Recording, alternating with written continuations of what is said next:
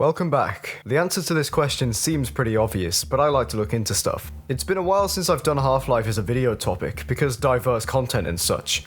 But if you're interested, you can check out my other stuff in the top right corner, including some really similar videos to this one. The metrocops in Half-Life 2 are very unpleasant guys. They yell at you, force you to put things in the trash, rush you, and also kind of shoot people. The last two are particularly bad. I really don't like being rushed in the morning. Does this mean they're evil? Well, from the perspective of the free man, most definitely. They're obstacles that need to be sorted out, preferably with a crowbar and lots of explosions. To the people, they're a silent but deadly force. But from a purely moral standpoint, things aren't as simple. Are they ever?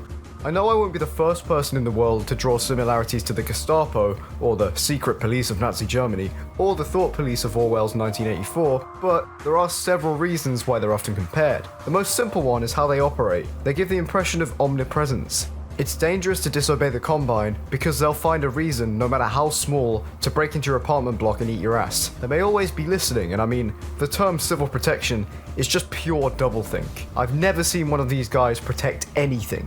This is directly shown by one of the citizens themselves, who suggests that no matter how good you think you are, even if you think the Metro Police have no reason to knock your door down and slap you, they'll find one. The Gestapo functions similarly.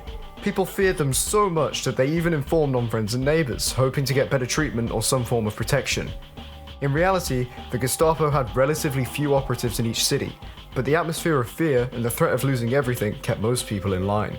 It was this very same way of thinking that made people join the regime. Ordinary people became police themselves for the same reasons. They all had families, houses, wishes and dreams.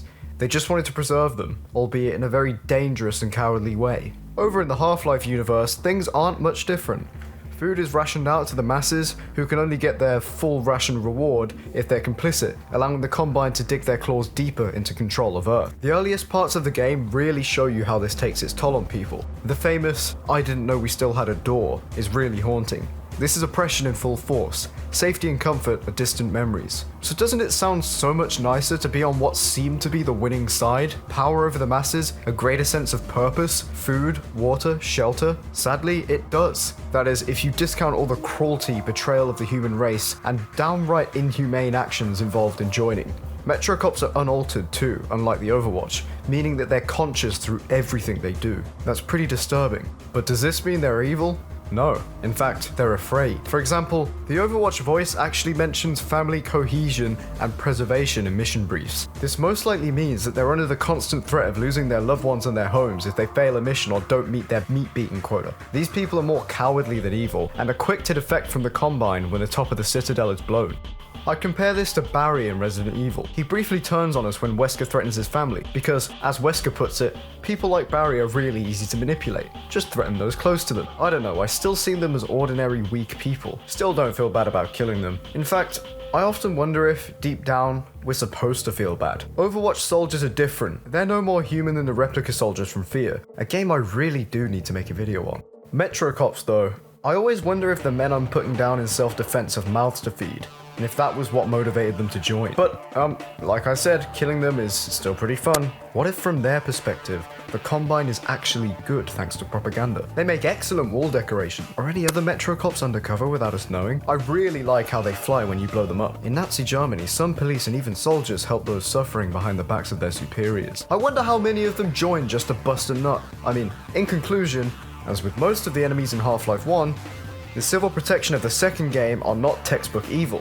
They're antagonists, but they're still human. Half-Life 2 is different from the first game, in that we have a lot less info about the main antagonists, but I'm gonna assume that the Combine is evil, and if it's not, it is from our perspective. A lot of stuff in Half-Life 2 is made a little less ambiguous to make the story flow a little more naturally, which is acceptable, but I guess this is why we're able to label things like the Combine as absolutely evil.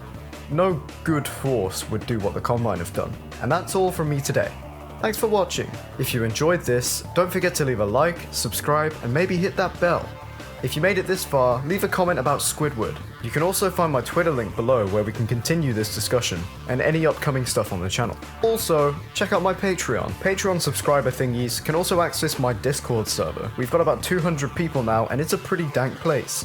Speaking of which, thanks to the following nice boys for their generous donations. The Game Studios, Tuna, Nova Castro, Callan Catrino, Ross McKay, and Axelski. Patreon helps me pay for software and equipment for my channel, and I'm super grateful for even the tiniest contributions. With that said, thanks again for watching, and I'll see you in the next one.